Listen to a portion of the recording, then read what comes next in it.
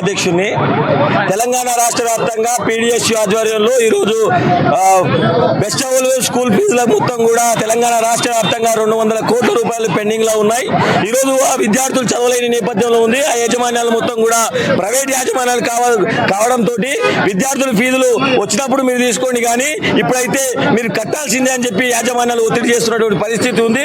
బకాయిల్లో ఉన్నటువంటి 250 కోట్ల రూపాయలు ఇలా పెండింగ్ లో ఉన్నాయి. అవి విడుదల చేయాలని చెప్పి రాష్ట్ర వ్యాప్తంగా ఈరోజు రాష్ట్ర కమిటీ ఆధ్వర్యంలో పిలుపు మేరకు తెలంగాణ రాష్ట్రంలో సంగారెడ్డి జిల్లాలో కలెక్టరేట్ ముందు ధర్నా చేస్తూ వినతి పత్రం ఇస్తా ఉన్నాం.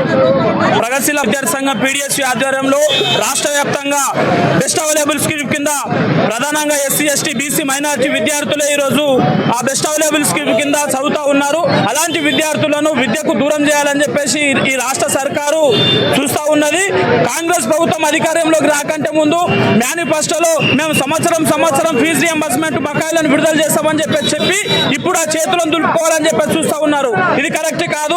విద్యార్థులను కొన్ని ప్రైవేట్ పాఠశాలలు కొన్ని పాఠశాలలు అయితే మీరు ఫీజులు కడితేనే మా పాఠశాలలో చదవండి, లేకపోతే లేదు అని చెప్పేసి నిర్దాక్ష్యంగా చెప్తా ఉన్నారు. ఇప్పటికైనా అదేం పెద్ద కథ కాదు. 200 కోట్లు అవసరమైతే ఎమ్మెల్యేలు ఎంపీల జీతాలైనా ఆపుకోండి, కానీ విద్యార్థులకు 200 కోట్లు పెండింగ్ బకాయిలను చెల్లించాలని చెప్పేసి మేము పీడిఎస్యుగా ఈరోజు కలెక్టరేట్ ముందు పెద్ద ఎత్తున ధర్నాకు పిలుపునివ్వడం జరిగింది. ధర్నాలో పాల్గొని ఇది ఇంతవరకు విజయవంతంగా ముగుస్తుందని చెప్పేసి తెలియజేస్తున్నాం.